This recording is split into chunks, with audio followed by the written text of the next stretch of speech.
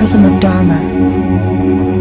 नमस्ते साधकों, स्वागत है आपका हमारे आध्यात्मिक YouTube चैनल प्रिज्म ऑफ धर्मा पर, जहां हम जीवन के रहस्यों, आत्मा की यात्रा और हिंदू दर्शन की गहराइयों को सरल भाषा में प्रस्तुत करते हैं।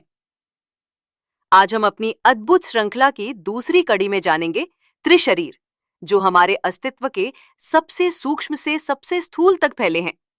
इन्हें हम समझेंगे, अनुभव करेंगे और आत्म प्रकाश की ओर कदम बढ़ाएंगे। तो चलिए साधना के इस दूसरे अध्याय को आरंभ करते हैं, त्रिशरीर की दिव्य व्याख्या के साथ। वेदांत के अनुसार मनुष्य के 3 शरीर होते हैं। पहला, स्थूल शरीर, ग्रॉस बॉडी, जन्म लेता है और मृत्यु के साथ नष्ट हो जाता है। दूसरा, सूक्ष्म शरीर, सटल बॉडी, मन, प्राण और कर्म का वाहक, यही पुनर्जन्म लेता है। तीसरा, कारण शरीर, कॉजल बॉडी, अज्ञान का मूल केंद्र, जो मोक्ष मिलने पर ही विलीन होता है। मृत्यु केवल स्थूल शरीर का अंत है, परंतु आत्माता नहीं। सूक्ष्म और कारण शरीर यात्रा को आगे बढ़ाते हैं। आइए एक एक करके इन रहस्यमय शरीरों की परतों को खोलते हैं। स्थूल शरीर, भौतिक शरीर, यह है वो शरीर जिसे आप दर्पण में देखते हैं, जो मांस, हड्डियों, रक्त और त्वचा से बना है। पंच महाभूत, पृथ्वी, जल, अग्नि, वायु और आकाश से निर्मित ये शरीर ही अन्नमय कोश का प्रकट रूप है। इसकी मुख्य विशेषताएं हैं: इंद्रियों का साधन, 5 ज्ञानेंद्रियां, 5 कर्मेंद्रियां और नश्वरता, जन्म से मृत्यु तक सीमित यात्रा, कर्म का माध्यम, इसी से हम अच्छा बुरा कर्म करते हैं। योग कहता है ये शरीर आत्मा का आवरण है, साधन है, परंतु साध्य नहीं।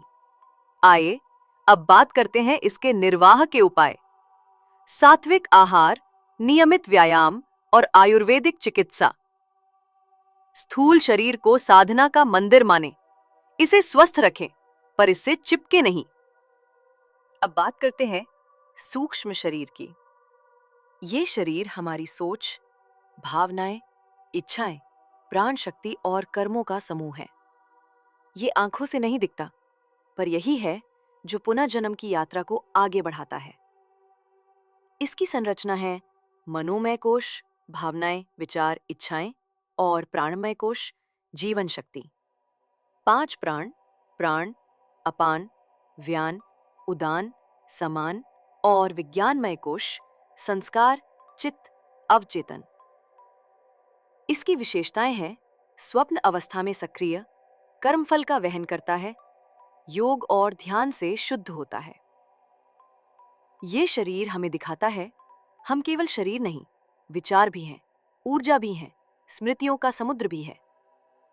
इसकी शुद्धि के उपाय: प्राणायाम, अनुलोम विलोम, नाड़ी शोधन, ध्यान, मन की एकाग्रता, सत्संग, आत्मज्ञान और यम नियम, संयमित जीवन।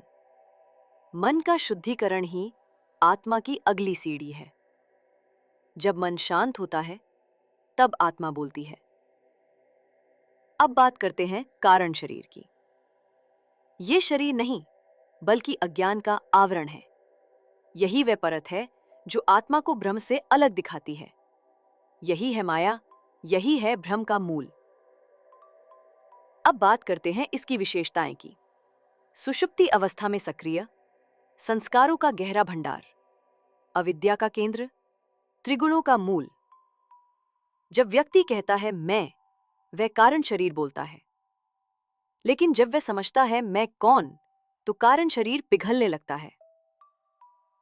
वेदांत कहता है अहम ब्रह्मास्मि, मैं ब्रह्म हूं।